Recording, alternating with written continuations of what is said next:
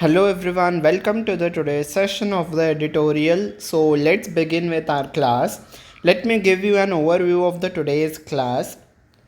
Okay, so let's see what all things we'll be discussing in the today's class. First we'll discuss the title of the article, then we'll discuss the vocabulary, then हम article तो discuss करेंगे ही. You can see मैंने यहाँ पे purple colour में mark किया है. जहाँ पे भी पर्पल कलर होगा वहाँ पे हम ग्रामर को ऑब्जर्व करेंगे. जहाँ पे रेड कलर होगा वहाँ पे हम ब्रेक दे के पढ़ना सीखेंगे. ठीक है, यू कैन सी इट यहाँ पे. Then we will be discussing. देखो, और मैंने आपका पूरा का पूरा आर्टिकल हिंदी में भी ट्रांसलेट करके रखा है, so that if you are having any problem in understanding any thing in English तो आप हिंदी में पढ़ के यू कैन इन्फर इट. ठीक है, तो ये रहा आपका फर्स्ट स्लाइड हिंदी में. Then here is your second slide. तो आप वीडियो को पॉज करके यहाँ से पढ़ सकते हो हिंदी में. ठीक है, देन उसके बाद हम वोकैबुलरी टेस्ट भी करेंगे, आर्टिकल की टोन पे डिस्कस करेंगे और एक एरर डिटेक्शन का क्वेश्चन भी हम लोग डिस्कस करेंगे. ठीक है, सो मैंने इस सेशन को पूरा कॉम्प्रिहेंसिव रखने का पूरी की पूरी कोशिश की है ताकि आपको ये सेशन आपके लिए बहुत ही यूज़फुल प्रूव हो. ठीक है, so let's begin with our article. जो टाइटल है हमारा कहता है बियॉन्सी चेक. ठीक है, वैसे तो बियॉन्सी का मतलब होता है the tendency of a body to float or to rise when submerged in a fluid. Fluid is कोई भी लिक्विड सी चीज़. तो किसी भी चीज़, कोई भी चीज़ जब लिक्विड में हम पूरा का पूरा उसमें सबमर्ज डुबो देते हैं तो उसकी कितनी कैपेसिटी है कि वो फिर से ऊपर आके ऊपर फ्लोट करे. So that is the buoyancy. पर यहाँ पे आपका आर्टिकल में कैसे यूज़ हुआ है बियॉन्सी वर्ड? बियॉन्सी एज अ उछाल. ठीक है, ये आपका पूरा का पूरा आर्टिकल सर्विस सेक्टर के रिलेटेड है. सर्विस सेक्टर में जो उछाल आया है उसके ऊपर आर्टिकल है. तो यहाँ पे बियॉन्सी किसके लिए कहा गया है कि ये जो सर्विस सेक्टर में उछाल है उस चीज़ की जांच, चेक करना, इस कोई भी चीज़ को जांच पड़ताल करना. ठीक है, मतलब यहाँ पे जांच करना इस एक बार फिर से रिव्यू करना. ठीक है, फिर से एनालाइज करने की ज़रूरत है. जो उछाला है, ठीक है, वो तो आया है, सही है, पर थोड़ा आप एनालाइज भी कीजिए. तो क्या एनालाइज करना है, कैसे क्या चीज़ करनी है, वो हम आगे आर्टिकल पे पढ़ेंगे. ठीक है, ऑन द फाइंडिंग्स, किस चीज़ का हमें चेक करना है, किस चीज़ पे रिव्यू करना है. On the findings of the S&P global services PMI business activity index.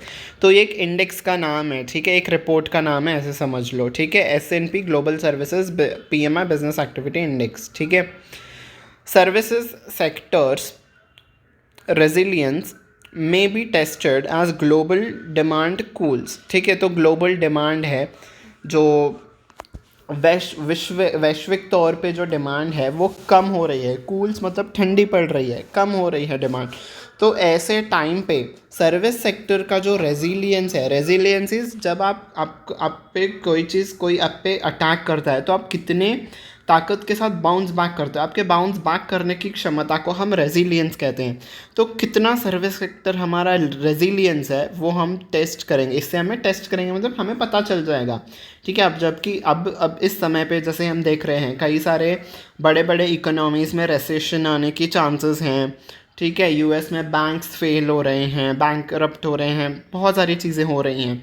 तो ऐसे टाइम पे जब ग्लोबल डिमांड कम हो रही है तो ऐसे टाइम पे हमारा सर्विस सेक्टर कितना रेजिलियंट है ये हमें पता चल जाएगा. ठीक है, ये एक परीक्षा की घड़ी है, टेस्ट का टाइम है हमारे सर्विस सेक्टर के लिए. ठीक है, सो ये रहा आपका आर्टिकल का आपके टाइटल का मीनिंग. ठीक है, वैश्विक मांग की कमी के कारण सेवा क्षेत्र की दृढ़ता पर असर पड़ सकता है. ठीक है, दृढ़ता इज रेजिलियंस, तो उसके रेजिलियंस पे सर्विस सेक्टर पे इफेक्ट हो सकता है. ठीक है, बियॉन्सी तो मैंने आपको बता दिया. Next is put in perspective. ठीक है, if you get something in perspective और इन टू पर्सपेक्टिव यू जज its real importance by considering it in relation to everything else. तो जब आप कहते हो कि you are putting this thing in perspective, मतलब आप उसे अच्छे से समझ रहे हो, उसकी इंपॉर्टेंस को आप अच्छे से समझ पा रहे हो. ठीक है, विज़ का मतलब होता है इन रिलेशन टू. ठीक है, इन रिलेशन टू समवन और समथिंग, और उसका ये भी मीनिंग होता है इन कंपेयर्ड विथ. ठीक है, इन कंपेयर टू दिस, वो भी हो सकता है. ठीक है, विज़ का meaning. Next is reckon. Reckon करना मतलब थिंक करना या फिर कैलकुलेट करना. ठीक है, आपका आर्टिकल में मीनिंग कैलकुलेट वाला मीनिंग आ रहा है. ठीक है, पर रेकन का मीनिंग थिंक करना भी होता है. ठीक है, नेक्स्ट इज़ फ्लरी. ठीक है, अगर कोई भी चीज़ फ्लरीली होती है तो वो चीज़ बहुत ही शॉर्ट टाइम पे होती है. ठीक है, वो एक बहुत ही शॉर्ट टाइम के लिए है, a short time in which there is a sudden and a lot of activity. तो एक शॉर्ट टाइम पे बहुत सारी चीज़ें एक साथ हो जाती हैं ना, तो हम उसे कहते हैं फ्लरी हो जाना. ठीक है। डिथर करना, डिथर हमने कल के भी आर्टिकल में पढ़ा था। तो जब आप खुद को एब्सटेन कर रहे हो, रोक रहे हो, कोई चीज़ करने से रोक रहे हो, ठीक है, हेजिटेट, कतरा रहे हो आप, ठीक है, to enable to decide something, आप कुछ डिसाइड नहीं कर पा रहे हो, तो उसे डिथर करना कहते हैं। ठीक है। नेक्स्ट चीज़ कॉर्पोरेट। कॉर्पोरेट का मतलब होता है कंफर्म करना या फिर आप उस चीज़ को सपोर्ट करना। ठीक है, किसी भी चीज़ को सपोर्ट करना इस कॉर्पोरेट करना या फिर कंफर्म करना। कंफर्म करना इस बताना भी। ठीक है, बताना इन आपके आपके आर्टिकल में किस सेंस में हुआ है वो बताना। एसएनपी वो जो कंपनी है ना वो कंफर्म कर रही है। यहाँ पे सॉरी किस पे आया था वो, हाँ, जो सर्विस सेक्टर है वो कंफर्म कर रहा है कि जो भी प्रॉब्लम्स है वो हम आगे पढ़ेंगे कि कैसे हो रहा है, बट कंफर्म करना आपके आर्टिकल पे वो यूज़ हुआ है। नेक्स्ट चीज़ आपका नेक्स्ट वर्ड है, देखो GVA, इसका आपके आर्टिकल में ऐसे यूज़ हुआ है GVA। ठीक है, वो आपका शॉर्ट फॉर्म में यूज़ हुआ है। इसका फुल फॉर्म होता है ग्रॉस वैल्यू प्रोडक्ट। ठीक है, ग्रॉस वैल्यू एडेड, इसका मतलब क्या होता है in economics? Gross value added is the measure of the value of goods and services produced in an area, industry, sector of an economy। हमारे इकोनॉमी में किस सेक्टर ने कितना प्रोड्यूस किया, ठीक है, उसे उस चीज़ को फाइंड करना इस ग्रॉस वैल्यू एडेड कहते हैं। ठीक है, सिंपल एज दैट। ठीक है। नेक्स्ट वर्ड आपका एक GDP भी आता है जिसका फुल फॉर्म होता है ग्रॉस डोमेस्टिक प्रोडक्ट। ठीक है, अब उसका मीनिंग क्या होता है, is the total consumer spending. अब हम GDP में किन सब चीज़ों को कंसिडर करते हैं, टोटल कंज्यूमर स्पेंडिंग, कितना कंज्यूमर स्पेंड कर रहा है, प्लस बिजनेस इन्वेस्टमेंट, कितना बिजनेसेस इन्वेस्ट कर रहे हैं एक पर्टिकुलर सेक्टर में।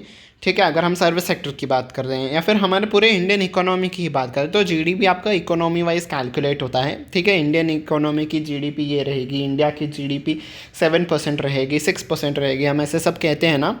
तो एक पूरे पर्टिकुलर कंट्री की GDP कैलकुलेट होती है। ठीक है, तो उन सब चीज़ों में GDP को कैलकुलेट करने में हम किन सब चीज़ों को कंसिडर करते हैं, कंज्यूमर कितना स्पेंड कर रहा है, बिजनेसेस कितना इन्वेस्ट कर रहे हैं उस कंट्री में, एंड गवर्नमेंट स्पेंडिंग, गवर्नमेंट कितना स्पेंड कर रही है, और क्या हम चीज़ को प्लस करते हैं नेट एक्सपोर्ट्स, हमारे एक्सपोर्ट्स कितने हैं, विच इज़ ठीक है, नेट, कोई भी चीज़ अगर नेट है तो मतलब उसमें से सब काट वाट के जो भी हमको डिडक्शंस करने हैं, डिडक्ट करके अगर कोई भी चीज़ एज अ नेट अमाउंट आ रही है तो मतलब उसमें से सब कुछ निकाल दिया गया है। अब कौन सी चीज़ों को हमने एक्सपोर्ट्स में से निकाल दिया गया है, which is total exports minus total imports. ठीक है, X माइनस M से डिनोट होता है ना, तो एक्सपोर्ट्स में से जब हम इम्पोर्ट्स को माइनस करेंगे तो हमारे पास नेट एक्सपोर्ट्स आएंगे।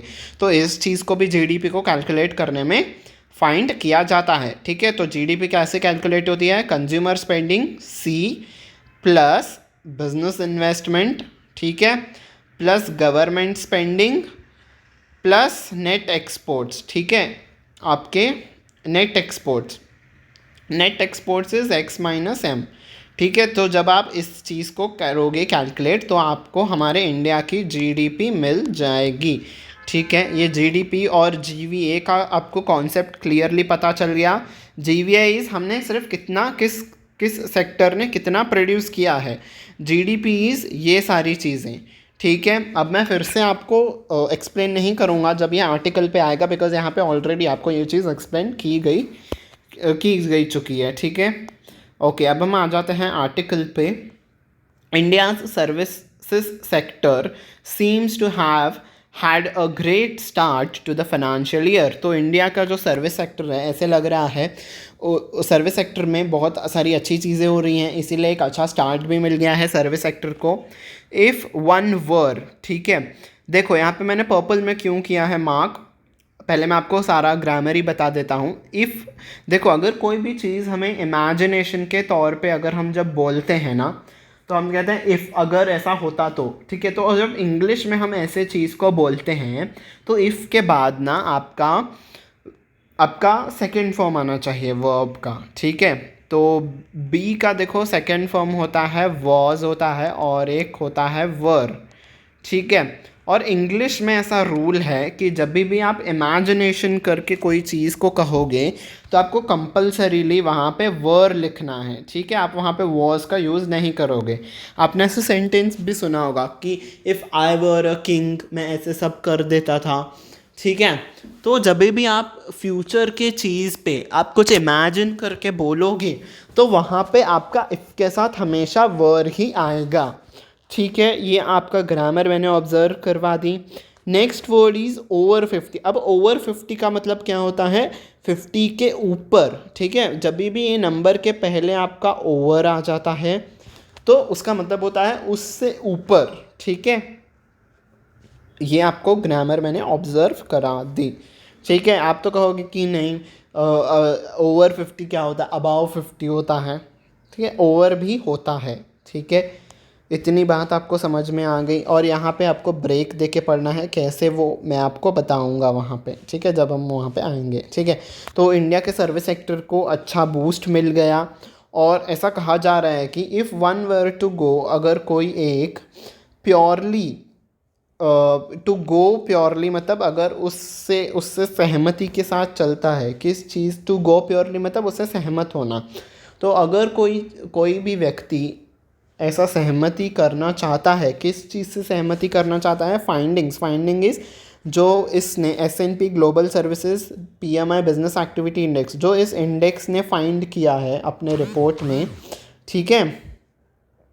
तो उससे अगर कोई सहमति करना चाहता है, देखो फ्यूचर की बात है ना, कोई सहमति करना चाहता है तो, ठीक है, मतलब इस रिपोर्ट के अनुसार ऐसा बताया गया है कि इंडिया के सर्विस सेक्टर में अच्छा इंडिया के सर्विस सेक्टर को अच्छी स्टार्ट मिली है, एक अच्छा उछाल दिखाई दिया है इंडिया के सर्विस सेक्टर में, ठीक है। तो कब वो हम ऐसा कह पाएंगे कि हाँ इंडिया के सर्विस सेक्टर में उछाला है? जब अगर कोई व्यक्ति इस इंडेक्स को फॉलो करेगा, इस इंडेक्स से सहमति करेगा, तो ही हम ऐसा कहेंगे कि हाँ इंडिया के सर्विस सेक्टर में उछाल आया है, ठीक है। बाकी तो हम आगे पढ़ेंगे कि हाँ इस रिपोर्ट के अलावा हमने देखा है कि कुछ चिंताजनक चीज़ें भी हैं जहाँ पे स्लो डाउन हुआ है, एंड वो चीज़ें हम आगे पढ़ेंगे, ठीक है। Okay, based on surveys of around 400 firms, इस इंडेक्स को फाइंड करने के लिए 400 फर्म्स के ऊपर सर्वे किया गया। सच एज कंज्यूमर सर्विसेज को कौन से सेक्टर में ये सर्वे किया गया? Consumer services, finance and communications, इस सेक्टर पे किया गया। द इंडेक्स, तो इस सब में सर्वे करने के बाद द इंडेक्स स्टूड एट 62 इन अप्रैल। तो इस इंडेक्स का जो फाइनल रिजल्ट आया क्या रहा? वो 62 रहा। इंडिया का स्कोर 62 रहा उस इंडेक्स पे इन अप्रैल के महीने में 62 रहा। द हाईएस्ट, ये सबसे हाईएस्ट रहा सीजनली एडजस्टेड फिगर। अगर हम सीजनली हम देखें कि है ना क्वार्टर वाइज, सीजनली अगर हम क्वार्टर वाइज देखें तो फर्स्ट क्वार्टर का, अप्रैल हमारा फर्स्ट क्वार्टर में आता है ना फाइनेंशियल ईयर के, तो पहले कब देखा गया था इतना हाई फिगर? इन 153 मंथ्स और नियरली 13 ईयर्स। तो 13 सालों में कभी भी ऐसा नहीं हुआ था कि फर्स्ट क्वार्टर में इतना ज़्यादा इस इंडेक्स में हमारी इंडिया की रेटिंग आई हो, पर इस बार आ गई है, ठीक है। A reading of over 50 on the index, तो जब भी किसी भी कंट्री का उस इंडेक्स पे 50 के ऊपर अगर रीडिंग आती है, मतलब स्कोर 50 के ऊपर किसी भी कंट्री का जाता है, तो कब गया है वो? Constructed since 2005। तो 2005 से ये इंडेक्स अपनी रिपोर्ट को फाइंड करता रहता है। तो किसी भी कंट्री का, ठीक है, ये इंडिकेट्स किसके लिए लगा है? इस रीडिंग के लिए लगा है। तो ये रीडिंग क्या इंडिकेट करती है कि किसी भी कंट्री का अगर इंडेक्स 50 के ऊपर जाता है तो वो क्या दिखाता है? उस कंट्री में, उस सेक्टर में एक्सपेंशन हुआ है, एक्सपेंशन इन एक्टिविटी, उस सेक्टर में एक्सपेंशन हुआ है, expansion in activity levels relative to the previous month. तो पिछले महीने के अनुसार अगर हम कंपेयर करें तो उसके कंपैरिजन में इस महीने में एक्सपेंशन हुआ है, ठीक है। तो जब भी अगर 50 के ऊपर जाएगा इंडेक्स तो ये यही दिखाएगा कि उस सेक्टर में एक्सपेंशन हुआ है, ठीक है। To put the April number in perspective, ठीक है, मैंने आपको बताया था ना कि कोई भी चीज़ को आप जब if you put something in perspective, मतलब आप उसे अच्छे से समझ पा रहे हो, उसे अच्छे से इंटरप्रीट कर पा रहे हो, ठीक है, उसको अच्छे उसके एडवांटेजेस को समझ सक रहे हो उस सिचुएशन के अनुसार। तो जब आप अप्रैल के इस नंबर को, इस डेटा को अच्छे से समझोगे तो ये पाओगे कि the average PMI reading for services through 2022 to 2023 was around 57.3। तो आप ये चीज़ पाओगे कि 2022-23 के लिए इस इंडेक्स पे इंडिया का स्कोर जब हम एवरेज करेंगे, पूरे साल का सभी क्वार्टर्स का एवरेज करेंगे तो भी 57.3 ही मिलेगा। ये तो फिर फर्स्ट क्वार्टर का, ये तो सिर्फ फर्स्ट अप्रैल के महीने का डेटा था हमारे पास, पर जब आप पूरे ईयर का अब जब कैलकुलेट करोगे तो भी 57.3 ही रहा, जो कि ओवर 50 के ऊपर था। तो 50 के ऊपर रीडिंग क्या इंडिकेट करता है, ये रीडिंग 50 के ऊपर क्या इंडिकेट करता है, एक्सपेंशन हुआ है उस सेक्टर में। तो मतलब ओवरऑल पूरा ईयर हमें एक्सपेंशन ही दिखा है, ठीक है, सर्विसेज के सेक्टर पे। ठीक है, the increasing importance of the services economy to India's total output and job creation break does not need to be reiterated much. ठीक है, यहाँ पे आपको ब्रेक देके पढ़ना है। अगर आप ऐसे कंटिन्यूसली पढ़ोगे कि India's total output and job creation does not need to be return, तो ऐसे आपको कुछ समझ में नहीं आएगा। तो यहाँ पे आपको ब्रेक देना है, उसके बाद आगे का पढ़ना है कि जब हम सर्विस सेक्टर का कंट्रीब्यूशन देखें, सर्विस सेक्टर का कंट्रीब्यूशन देखें इंडियन इकोनॉमी में, तो इंडिया का पूरा टोटल आउटपुट में भी बहुत ज़्यादा है, जॉब क्रिएशन भी बहुत ज़्यादा है सर्विस सेक्टर में। तो ये चीज़ ना हमें बार बार रीइटरेट करना, मतलब बार बार दोहराना, तो ये चीज़ हमें दोहराने की ज़रूरत नहीं है। ये चीज़ साफ साफ दिखती है कि हाँ, बहुत ज़्यादा आउटपुट निकलता है इस सेक्टर में से और बहुत ज़्यादा जॉब क्रिएशंस भी होती हैं सर्विसेज सेक्टर पे। ठीक है, okay. As per the second advance national income estimates, तो इस एस्टिमेट्स के अकॉर्डिंग, एज़ पर मतलब इसके अकॉर्डिंग, तो 2022-23 के लिए जब फिगर्स निकाले गए तो ग्रॉस वैल्यू एडेड, GVA मैंने बताया था ना कि किसी भी एक सेक्टर पे कितना प्रोडक्शन हुआ है, तो GVA जब निकाला गया तो हमने क्या पाया, growth from the industry as a whole. तो ओवरऑल जब हम हमारे इंडियन इकोनॉमी का तो हम देखें, देखो यहाँ पे 3 सेक्टर्स पे इकोनॉमी को डिवाइड किया गया है, industrial sector, manufacturing sector, service sector. ठीक है, 3 सेक्टर्स होते हैं ना, इंडस्ट्रियल सेक्टर जो भी आपका वो स्टील ये सब होता है, वो वाली इंडस्ट्रीज़, ठीक है, सीमेंट एंड ऑल वो सारा हैवी वाला जो मटेरियल्स होते हैं वो इंडस्ट्री सेक्टर हो जाता है आपका। नेक्स्ट आपका मैन्युफैक्चरिंग सेक्टर होता है। थर्ड आपका टर्शरी सेक्टर हो जाता है। ठीक है, primary secondary and tertiary sector हमने पढ़ा था ना। ठीक है, थर्ड आपका tertiary sector, that is service sector हो जाता है। तो इंडस्ट्री के सेक्टर में जब हम पूरा का पूरा एज अ होल जब हम देखते हैं, मतलब पूरा का पूरा पूरे सेक्टर को कंसिडर करते हैं इंडस्ट्री के, तो हमें देखने को मिलता है कि 4.1% की ग्रोथ हुई है विथ मैन्युफैक्चरिंग ट्रिपिंग करना इज़ लड़खड़ाना। ठीक है, जब आप ट्रिप करते हो तो आप लड़खड़ाते हो। ठीक है, जनरली ये वर्ड जो लोग अल्कोहल कंज्यूम करके गिरते पड़ते हैं ना, तो उनके लिए यूज़ होता है कि यू आर ट्रिपिंग, गिर रहे हो आप। तो उसका मतलब ट्रिपिंग का मतलब होता है गिरना। तो मैन्युफैक्चरिंग में हमें ये दिखा कि ग्रोथ गिरी है, 1.6% से ग्रोथ कम हुई है। Both of them had grown at around 10%। ठीक है, तो मतलब कम हुई है ग्रोथ पर हुई है। ठीक है, 1.6% ही हुई है पर हुई है। तो अगर हम दोनों को देखें, कंपेयर करें, तो ओवरऑल अगर हम लें इंडस्ट्री का और मैन्युफैक्चरिंग का, तो ओवरऑल 10% की हमें ग्रोथ दिखी है 2021-22 में। ठीक है, 2021-22 में हुई है और इसके एस्टिमेट्स कब दिए गए हैं, 2022-23 में पब्लिश किए गए हैं। ठीक है, ओके। सर्विसेज GVA, अगर हम सर्विसेज का ग्रॉस वैल्यू एडेड देखें, इंडस्ट्री का तो हमने देख लिया, इंडस्ट्री में 4.1% की ग्रोथ हुई, मैन्युफैक्चरिंग में 1.6% की ग्रोथ हुई। सर्विसेज के सेक्टर में क्या हुआ, on the other hand is expected, देखो यहाँ पे टू और फ्रॉम का कनेक्शन है। ठीक है, फ्रॉम कभी भी स्टार्टिंग पॉइंट के लिए होता है, टू कभी भी एंड के लिए लिखा है। ठीक है, टू कभी भी एंड फिगर के लिए, यहाँ से लेके यहाँ तक, फ्रॉम दिस टू दिस। ठीक है, यहाँ पे टू पहले लिखा है तो वो गलत नहीं है। ठीक है, वो मैंने आपको ग्रामर ऑब्जर्व करवानी थी, ऐसे भी हम ऐसे भी लिख सकते हैं। ठीक है, तो क्या कह रहे हैं वो लोग, सर्विसेज का जो GVA है वो हमने एक्सपेक्ट किया है कि वो ग्रो करेगा, ग्रो करके कहाँ तक पहुँचाएगा, 9.1% की ग्रोथ देखी जाएगी ड्यूरिंग द ईयर। इस पूरे साल में 9.1% की ग्रोथ देखी जाएगी। एक्सेलरेटिंग इज़ बढ़ना, तो ग्रोथ बढ़ जाएगी, कहाँ से बढ़ जाएगी, फ्रॉम 8.4%। सो 8.4% से लेके वो बढ़ेगी बढ़ेगी, कहाँ तक पहुँच जाएगी, 9.1% की। So from 8.4 to 9.1%। ठीक है, तो ये फ्रॉम और टू का कॉम्बिनेशन भी आ गया। ठीक है, अपनी एक ग्रामर ऑब्जर्व कर ली यहाँ पे। क्लियर है ये बात। तो सर्विसेज सेक्टर में हमें अच्छी खासी ग्रोथ देखने को मिलेगी। ठीक है, इनमें इतनी ही ग्रोथ है, पर ऑन द अदर हैंड, मतलब एक तरफ तो ये है, on the other hand is दूसरी तरफ इसमें कम ग्रोथ है, पर सर्विसेज में हमें इतनी ग्रोथ देखने को मिलेगी। ठीक है, along with a pickup from the farm sector, तो फार्म सेक्टर में भी हमें थोड़ी बढ़ोतरी दिखेगी।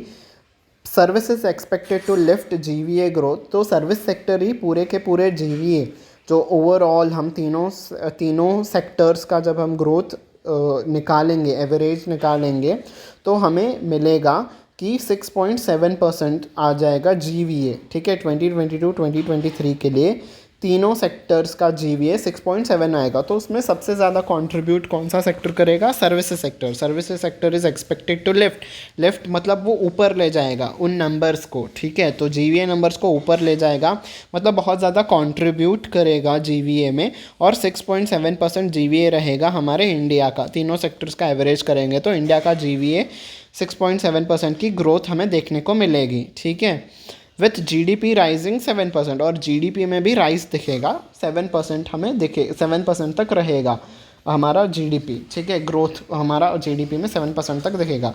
ठीक है, जीवी और जीडीपी मैंने आपको वोकैबुलरी समझाने वक्त ही बता दिया था कि ये क्या होते हैं जीवी और जीडीपी। आप पीछे रेफ़र कर सकते हो वापस से वहाँ पे जाके। ठीक है, ऑन द ट्रेड फ्रंट, तो ऑन द ट्रेड फ्रंट मतलब हम ट्रेड के पहलू को देखें तो India's services exports are estimated to have hit.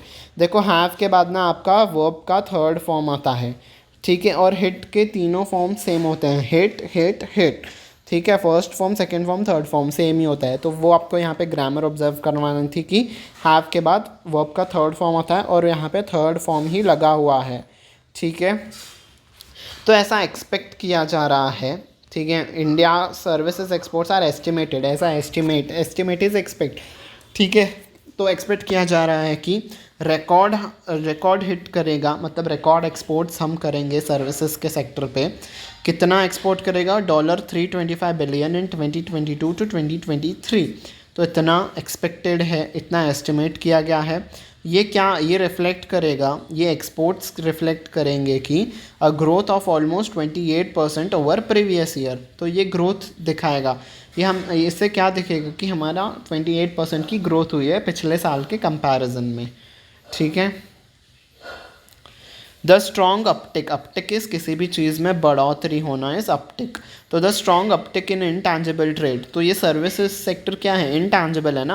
आपको सर्विसेज दिखती हैं क्या, नहीं ना। तो ये जो अपटिक है, ये जो उछाल है सर्विसेज सेक्टर पे, एंड द रिजल्टेंट सरप्लस, और ये अपटिक, ये एक चीज़ प्लस और एक कौन सी चीज़ जो कि सरप्लस है। सरप्लस इज जो एक्स्ट्रा होता है, कौन सा चीज़ एक्स्ट्रा, विजाविज का मतलब क्या होता है यहाँ पे, इन रिलेशन टू। ठीक है, in relation to imports of services. तो इम्पोर्ट्स के कंपैरिजन में, इम्पोर्ट्स के रिलेशन पे अगर हम एक्सपोर्ट्स का कंपैरिजन करेंगे तो ये बढ़ोतरी दिखी है हमें इम्पोर्ट्स में। इम्पोर्ट्स से कई ज़्यादा हमने एक्सपोर्ट किया है, वो ऐसा कहना चाहते हैं। ठीक है, have significantly plugged the whole का मतलब क्या होता है, आप किसी भी चीज़, देखो जब आप कोई भी चीज़ आपका प्लग होता है, जो आप प्लग में आप जब चार्जर को इंसर्ट करते हो तो वो होल्स बंद कर देते हो ना, तो यहाँ पे गैप को फिल करना होता है। ठीक है, तो जो इम्पोर्ट्स जो हमने सर्विसेज के किए हैं उससे जो हमारा गैप क्रिएट हुआ है, किस चीज़ में गैप क्रिएट हुआ है, इन इंडियाज़ करंट अकाउंट डेफिसिट। ठीक है, जो आपको करंट अकाउंट का डेफिसिट पता है ना। करंट अकाउंट डेफिसिट कब होता है, जब आपके इम्पोर्ट्स बहुत ज़्यादा होते हैं और एक्सपोर्ट्स कम होते हैं, तो आपका करंट अकाउंट डेफिसिट होता है। पर जब आपके एक्सपोर्ट्स ज़्यादा होते हैं, इम्पोर्ट्स कम होते हैं, तब आपका क्या होता है, करंट अकाउंट सरप्लस होता है। ठीक है, तो सरप्लस तो नहीं है, जैसे कि हमने देखा हमारे इम्पोर्ट्स बहुत सारे, हमने पिछले एडिटोरियल्स में पढ़ा था, हमारे इम्पोर्ट्स तो बहुत ज़्यादा होते हैं। तो इम्पोर्ट्स की वजह से ज़्यादा होने की वजह से ये जो करंट अकाउंट डेफिसिट आया है, करंट अकाउंट में ये जो डेफिसिट दिखा है हमें, वो उसको कवर किया है इस एक्सपोर्ट्स के बढ़ोतरी ने, ठीक है। तो मतलब उसका इफ़ेक्ट कम किया है एक्सपोर्ट्स ने, इंपोर्ट्स के इफ़ेक्ट को एक्सपोर्ट्स ने कम किया है। कॉज्ड बाय, और ये डेफिसिट किस लिए, ये कॉज किसके लिए लिखा है, इस डेफिसिट के लिए। ये डेफिसिट करंट अकाउंट में डेफिसिट क्यों आया है, देखो मच शार्पर, ठीक है। मच के बाद हमेशा कंपैरेटिव डिग्री रखता है, मच के बाद मच बेटर हम कहते हैं ना, I am feeling much better now, ठीक है। तो मच के बाद हमेशा कंपैरेटिव डिग्री आता है, इसलिए यहाँ पे ग्रामर आपको देखनी थी। तो किस लिए ये डेफिसिट हुआ था, 40% widening of goods trade deficit. तो गुड्स जो गुड्स हमने इंपोर्ट किए थे ना, उसमें हमारे को 40% हमारा डेफिसिट आया था, तो इसके वजह से ये गैप आई थी। तो उस गैप को फिल करने में सर्विसेज के एक्सपोर्ट्स ने हमें हेल्प की, ठीक है। विच इज़ रेकन मतलब कैलकुलेटेड, तो रेकन की जगह आप कैलकुलेटेड ऐसा आप समझ सकते हो, ठीक है। तो which is calculated to have trade deficit, कौन सा चीज़ को हम कैलकुलेट कर रहे हैं, ये जो डेफिसिट है ना, तो कैलकुलेट हमने की है। तो कितना डेफिसिट आएगा, 2.67 बिलियन का डेफिसिट आएगा इस साल ड्यूरिंग द ईयर। तो पूरे साल हमारा इतना डेफिसिट रहेगा, ठीक है। Growth in services exports during March, जो ग्रोथ थी सर्विसेज के एक्सपोर्ट्स में, जो कि हमने देखा कि इतना ज़्यादा डेफिसिट हुआ, इतना 2.76 मिलियन का डेफिसिट हुआ, तो उस डेफिसिट को इस अपटिक ने, सर्विसेज सेक्टर्स के अपटिक ने कम करने में कोशिश की। पर ये जो ग्रोथ थी ना, मार्च में थोड़ी सी कम हो गई, 3% की ग्रोथ रही फ्रॉम 29% इन फेब्रुवरी। तो 29% की ग्रोथ थी फेब्रुवरी में, ठीक है। देखो यहाँ पे फ्रॉम और टू नहीं आया है, फ्रॉम देखो यहाँ पे भी आया है, देखो यहाँ पे भी सेम आया है, पहले फ्रॉम बाद में टू नहीं आया है, पहले टू आया है बाद में फ्रॉम स्टार्टिंग पॉइंट आया है। तो 29% थी फेब्रुवरी में, अब मार्च में आके कितना रह गई है, 3%। तो यहाँ पे भी वो आपको मैंने ग्रामर ऑब्जर्व करवानी थी, ठीक है। तो फेब्रुवरी में 29% ग्रोथ था सर्विस सेक्टर में, पर मार्च में सिर्फ 3% की ही ग्रोथ हमें दिखी, ठीक है।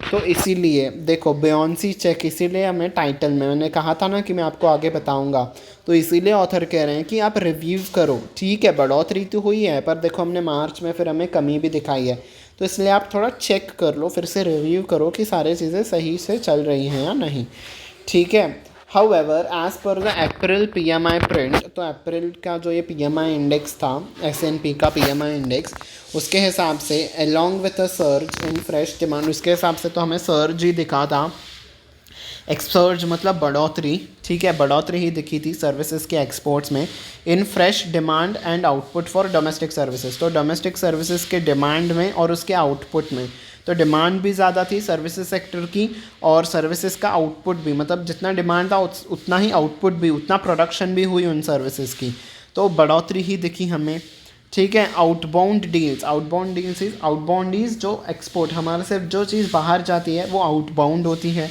तो हमारे को एक्सपोर्ट्स भी बहुत ज़्यादा हुए हमारे, ठीक है। Outbound deals also increase at highest pace is speed, तो बहुत ही तेज़ी से हमारे एक्सपोर्ट्स भी बढ़े इन 3 मंथ्स, तो इन पिछले 3 महीनों में हमारे एक्सपोर्ट भी बढ़े, ठीक है।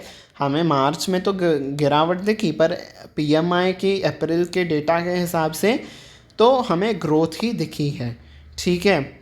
दैट ऑफर्स सम कम्फर्ट, तो ये जो बढ़ोतरी हमें दिखी है इस PMI के इंडेक्स से, तो ये ग्रोथ ना हमें थोड़ी कम्फर्ट देती है, हमें दिलासा देती है कि, थोड़ी हमें शांति देती है कि ये चीज़ अच्छी है। दैट ऑफर्स मतलब ये चीज़ हमें देती है, शांति देती है, दिलासा देती है। अमिड मतलब किसके दौरान, अमिड इस किसी के बीच में, तो क्या चीज़ चल रही है, किसके बीच में हमें ये दिलासा दे रही है, स्ट्रेंथनिंग इज़ बढ़ती हुई ग्लोबल स्लो डाउन, तो पूरे वैश्विक दौर पे स्लो डाउन चल रहा है, हम देख रहे हैं रेसेशन आने के चांसेस हैं, US के बैंक्स फेल हो रहे हैं, ठीक है। और यूरोपियन मार्केट्स में भी उथल पुथल मची है, रशिया यूक्रेन वॉर चल रहा है, उसके वजह से सारी चीज़ें उथल पुथल चल रही हैं।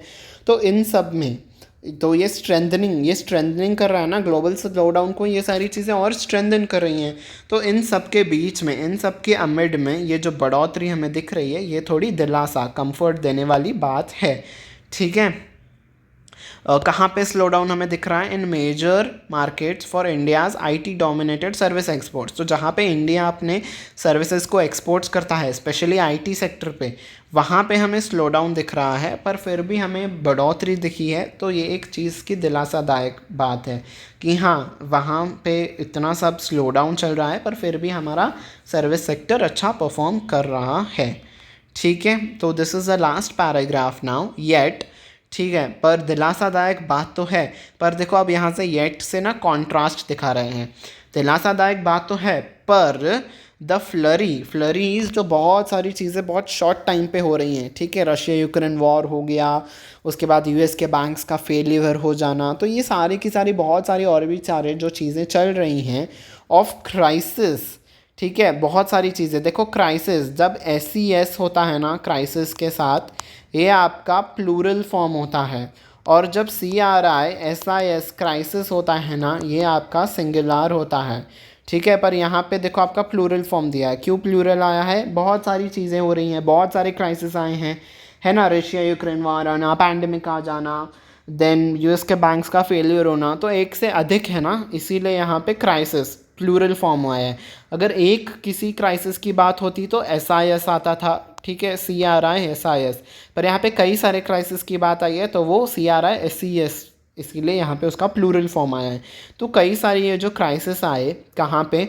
इन यूएस में, जो मैंने कहा बैंक्स के फेलियर्स हो जाना, और यूरोपियन फाइनेंशियल इंस्टीट्यूशंस में जो भी क्राइसिस आए वो, और जो ये यूरोप है और ये US है, ये क्या है? हमारे की क्लाइंटेल इज़ हमारे अच्छे खासे कस्टमर्स हैं, हमारी अच्छी खासी सर्विसेज यहाँ पे एक्सपोर्ट होती हैं। क्लाइंटेल इज़ अच्छा कस्टमर बेस है आपका।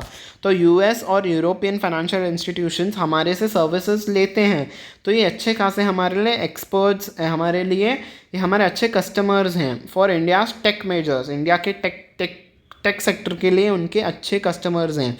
तो इनमें क्राइसिस आना ना, तो ये एक चिंता की बात हमारे लिए बनी हुई है। फॉर इंस्टेंस मतलब ये हमारे लिए एक रिमेन्स अ वरी, ठीक है। तो फॉर इंस्टेंस ये जो चीज़ें चल रही हैं ये हमारे लिए चिंता की बात बनी हुई हैं। रिमेन्स अ वरी, रिमेन्स मतलब बनी हुई हैं, एक चिंता का विषय। वरी इज़ चिंता, ठीक है, तो एक चिंता का विषय बनी हुई है, ठीक है।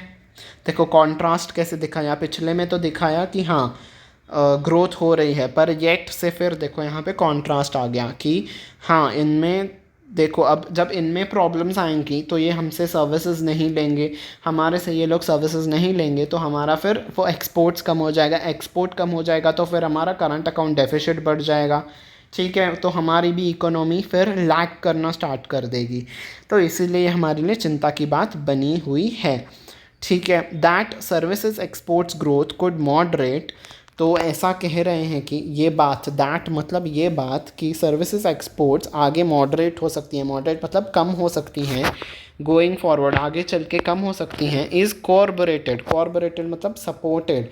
तो ये बात कि सर्विसेज का जो ग्रोथ है वो कम होगा, इसे सपोर्ट किया है किसने? इज़ सपोर्टेड बाय, देखो कॉर्बोरेटेड एंड सपोर्टेड बाय होता है ना, इज़ सपोर्टेड बाय, तो किन लोगों ने इसे इस चीज़ को सपोर्ट किया है कि हाँ सर्विसेज सेक्टर पे कम होगी ग्रोथ। तो किस चीज़ से हम ये कह सकते हैं, किस बेसिस पे हम ये कह रहे हैं? क्योंकि तो lower earnings guidance provided by IT companies ने हमें ये कहा है कि उनके अर्निंग्स कम हुए हैं, तो हम इससे अंदाज़ा लगा सकते हैं कि हाँ ग्रोथ कम होगी। जब इनके IT कंपनीज़ के अर्निंग्स कम होंगे तो उसका मतलब क्या रहेगा? उसका मतलब उनकी ग्रोथ कम होगी। सर्विस सेक्टर के अर्निंग्स कम हुए हैं, उनको पैसा कम आया है, मतलब उनकी ग्रोथ नहीं हुई है। तो IT कंपनीज़ ने इस बात को सपोर्ट करते हुए कहा, तो हम इस चीज़ से इस बात को सपोर्ट करते हैं कि ये जो IT कंपनी ने कहा है कि हमारे अर्निंग्स कम हो गए हैं, तो इस बात को बेस लेते हुए हम ये कह सकते हैं कि अर्निंग्स मॉडरेट रहेंगी, सर्विस सेक्टर में ग्रोथ मॉडरेट रहेगा, ठीक। As well as there extended dithering मतलब एब्सटेन करना, तो वो एब्सटेन कर रहे हैं IT कंपनीज ओवर, किस चीज़ पे एब्सटेन कर रहे हैं? ओवर मतलब किसी भी चीज़ के ऊपर, तो किस चीज़ के ऊपर वो अपने आप को रोक रहे हैं? On boarding young recruits, on boarding मतलब ऑन बोर्ड करना इज़ उन पे रिक्रूट करना, उस अपने इस पे बुला लेना इज़ ऑन बोर्ड करना, ठीक है। यू बोर्ड ऑन फ्लाइट, मतलब आप फ्लाइट पे चढ़ते हो। तो यहाँ पे यंग कंपनीज़ को अपने कंपनी में रिक्रूटमेंट वो नहीं लाने दे रहे हैं, अपने कंपनीज़ में नहीं आने दे रहे हैं, मतलब नए भर्तियाँ नहीं कर रहे हैं वो कंपनीज़ में। तो इन सब चीज़ों से तो कौन सी थी वो चीज़, आईटी कंपनीज़ की लोअर अर्निंग्स और उनका कम रिक्रूटमेंट करना। सो इन सब चीज़ों को एज अ बेस लेते हुए, सपोर्ट करते हुए हम कह सकते हैं कि मॉडरेट रहेगा सर्विस सेक्टर पे ग्रोथ, ठीक है। The latter is a part of uncomfortable trend. Latter जो मतलब उसके जो लास्ट मतलब जस्ट इससे पहले वाला, ठीक है। जो फर्स्ट चीज़ होती है तो उसको हम पहली चीज़ कहते हैं, जो सेकंड चीज़ होती है हम उसको लैटर कहते हैं। तो ये जो जस्ट अभी हमने पिछली बात कही थी, तो कौन सी थी वो पिछली बात, यंग टैलेंट को रिक्रूट नहीं करना, नए भर्तियों को नहीं करना। तो ये बात एक अनकंफर्टेबल ट्रेंड है, ये हमारे लिए चिंताजनक अनकंफर्टेबल ट्रेंड है, तो मतलब उसका मतलब इस चिंताजनक बात है, ठीक है। Captured with in PMI reading, तो पीएमआई के रीडिंग में भी ये बात कैप्चर की गई है, तो ये एक चिंताजनक बात है। Despite April boom, despite is इसके बावजूद, तो देखो डिस्पाइट के बाद कभी भी ऑफ नहीं आता है, ठीक है। इंस्पाइट के बाद हमेशा ऑफ आता है, दोनों का मीनिंग भी सेम होता है, इंस्पाइट ऑफ और डिस्पाइट के बाद कभी भी पर ऑफ नहीं आता है, तो दोनों का मीनिंग इसके बावजूद होता है, ठीक है। इसके बावजूद कि अप्रैल में हमें बूम दिखा है, बूम मतलब बढ़ोतरी दिखी, हमने पढ़ा था ना कि हाँ अप्रैल में 60 हमारा स्कोर आया, पीएमआई इंडेक्स पे बढ़ोतरी हुई है, ठीक है। बढ़ोतरी के बावजूद भी आईटी कंपनीज़ के अर्निंग्स कम रही हैं, आईटी कंपनी में नए लोगों को रिक्रूट नहीं किया गया है, तो ये एक चिंता की बात है, ठीक है। इन सब चीज़ों के बावजूद, इस बूम के बावजूद भी ये ऐसा अनकंफर्टेबल ट्रेंड है, ठीक है। बूम आया है पर फिर भी अर्निंग्स कम हैं, फिर भी रिक्रूटमेंट कम है, तो ये चिंताजनक बात है, ठीक है। April's boom, job creation has remained negligible, तो नेग्लिजिबल मतलब ना के बराबर ही जॉब क्रिएशन हुआ है इस सेक्टर में। And negligible and input costs have research मतलब फिर से बढ़ गई हैं। इनपुट कॉस्ट मतलब सर्विसेज को प्रोड्यूस करने में जो कॉस्ट लगी है वो भी बढ़ गई हैं, ठीक है। तो जब आपके कॉस्ट्स बढ़ते हैं तो आपका जब आप मतलब इन शॉर्ट जब आपके एक्सपेंस बढ़ते हैं तो आपका प्रॉफिट कम होते जाता है ना। तो इस पैराग्राफ में पूरा यही कहा गया है कि सर्विस सेक्टर का ग्रोथ कम होगा, ठीक है। तो जब आपका एक्सपेंसेस बढ़ेंगे, आपके प्रॉफिट कम होंगे, तो आपकी ग्रोथ भी कम ही दिखेगी ना। So that's what they are saying, ठीक है।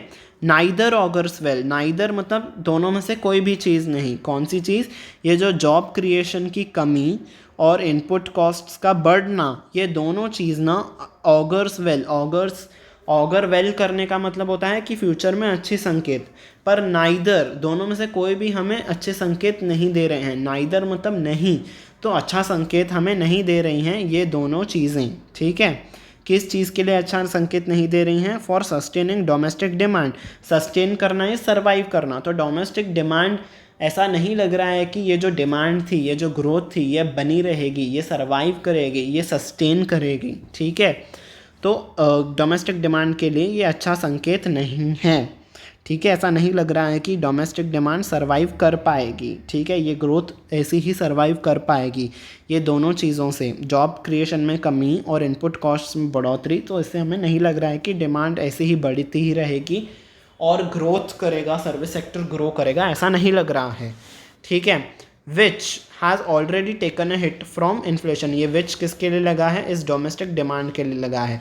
तो ये domestic demand already taken a hit from मतलब उससे इफेक्ट हुआ है, किस चीज़ से अफेक्ट हुआ है वो, हाई इन्फ्लेशन, इन्फ्लेशन इज़ महंगाई।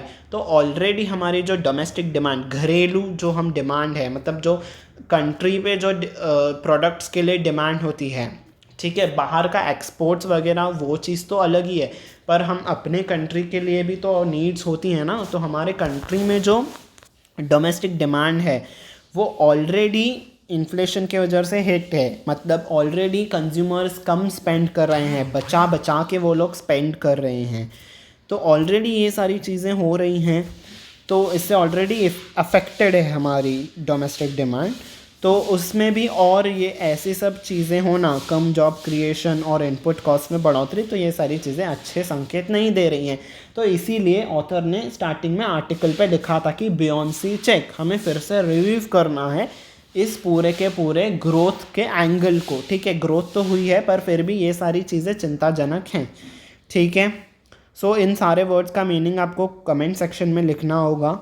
And what is the tone of the article. So आज की आपकी टोन है डिस्क्रिप्टिव। जैसे कि आप देख सकते हैं कि सारी की सारी चीज़ें अच्छे से डिस्क्राइब की गई थी कि ये सारी चीज़ें, देखो कितना सारा डेटा दिया गया था कि इस मंथ में इतनी ग्रोथ थी, इस मंथ में ये सारा सब कुछ चीज़ें हुई, जॉब क्रिएशन कम हो गया, इनपुट कॉस्ट बढ़ गई, सारा का सारा अच्छे से उन्होंने डिस्क्राइब करके डेटा दे के उन्होंने एक्सप्लेन किया था। तो descriptive is the tone of the today's article.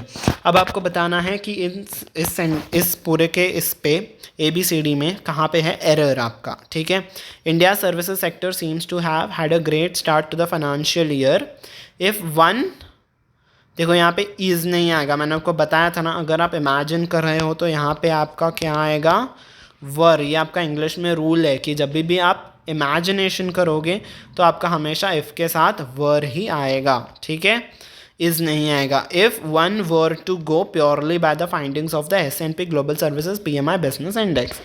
ठीक है, so this was it for the today's session. Hope you have liked it. If you liked it, don't forget to hit on the like button. Also don't forget to share it with your friends. ठीक है, चाहे वो किसी भी examination की preparation कर रहे हो, आप अपने फ्रेंड्स के साथ शेयर कर सकते हो इस सेशन को। In fact you can share it with the family members, भाई उन्हें भी तो पता चले इंडिया में इंडिया की इकोनॉमी की क्या सिचुएशन है, क्या सब चीज़ें चल रही हैं। ठीक है, also don't forget to hit on the subscribe button, subscribe कर देना चैनल को, उसके बाद बेल आइकन को भी प्रेस कर देना ताकि सारे के सारे नोटिफिकेशंस आपको टाइम टू टाइम मिलते रहें। So now I will be winding up until we meet next time. Bye bye everyone and take care.